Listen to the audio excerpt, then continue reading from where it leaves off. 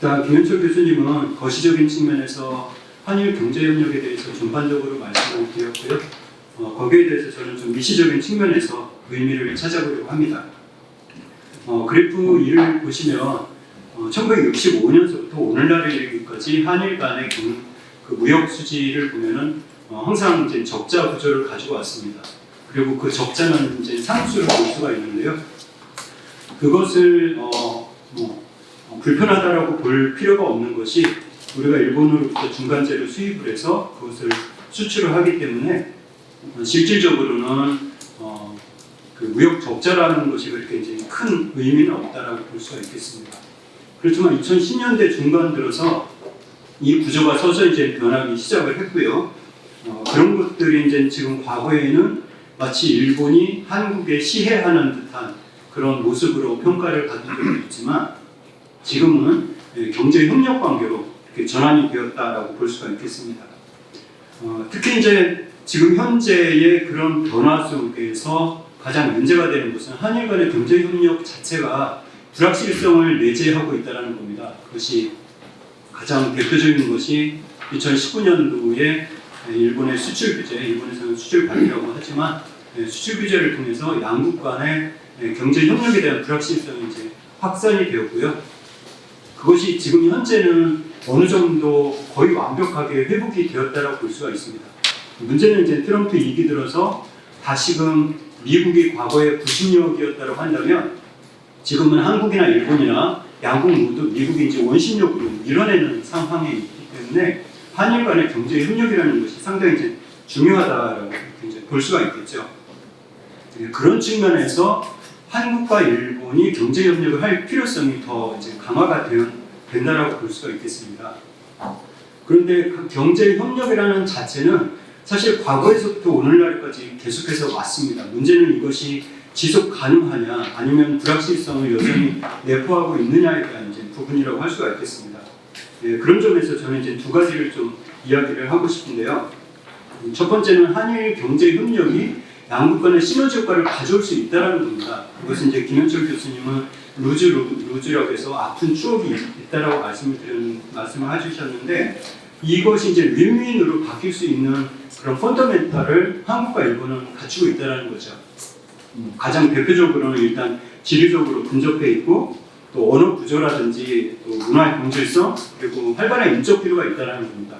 실질적으로 독일과 프랑스가 1963년에 엘리제 조약을 체결했을 때 오늘날에 이르기까지 그 수많은 액션 플랜 중에서 실질적으로 액션 플랜이 실행이 된 것이 어떤 것이 있는가에 대한 추적은 거의 없는 것 같습니다. 다만 한 가지가 뭐냐면 청소년 교류가 약 800만 명 이상이 진행이 되면서 독일과 프랑스가 과거사를 해결할 수 있는 그런 밑바탕이 되었다는 겁니다.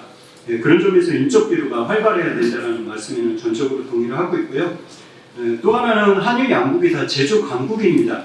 그래서 향후에 4차 산업혁명과 관련된 글로벌 공급망 체계에서 우리가 상호 의존 관계가 더욱더 긴밀해질 경우에 그것에 따라 이제 산업 파급 효과를 가져올 수 있다는 거죠.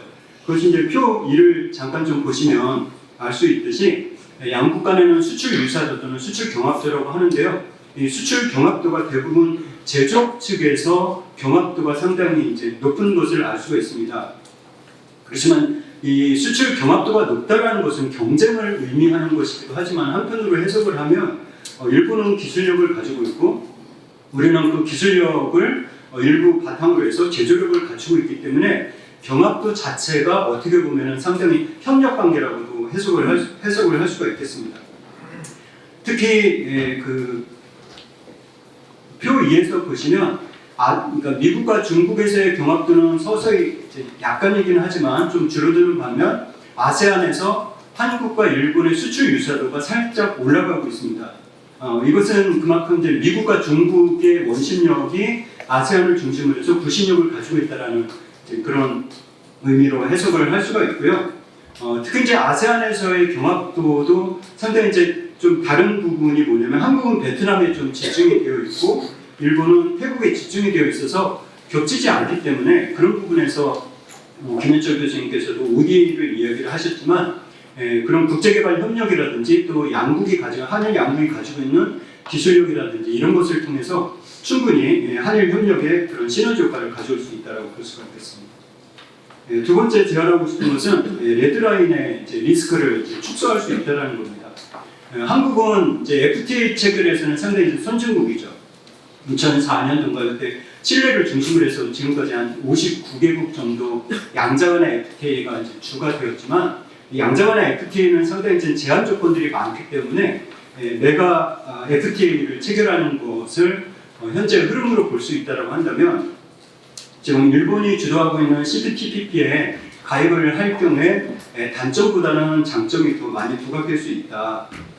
왜냐하면 그런 네트워크 효과를 충분히 발휘할 수 있기 때문에 그렇게 해석을 할 수가 있겠죠.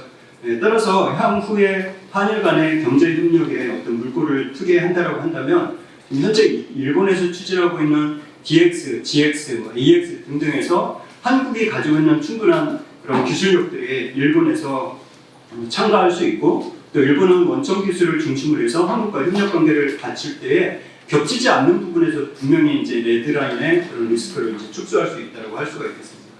좀 마무리를 하자면 저는 이렇게 표현을 했는데요. 일본은 구슬을 많이 가지고 있다. 그 소부장에서 그럼 한국은 그런 구슬을 좀 적게 가지고 있죠. 그런데 한국은 장점이 그것을 빼낼 수 있는, 응용할 수 있는 능력이 있다라는 겁니다. 그래서 그런 부분에서 양국이 협력을 할 수 있는 부분이 충분히 있고요. 그러면 말은 되게 이렇게 멋지게 할 수 있죠. 그래 우리 한국과 일본이 경제 협력을 하자라고 말을 할 수가 있는데 그런 것들이 우리가 방해가 될 수 있는 부분들이 한일 역사관에 많이 있습니다. 그런 것들을 충분히 막을 수 있는 제도적인 장치가 필요한데 그런 생태계를 구축할 필요가 있다고 보고 있습니다. 그런 것들은 국가 아젠다를 통해서 충분히 펼쳐 나갈 수 있다고 보고 있고요.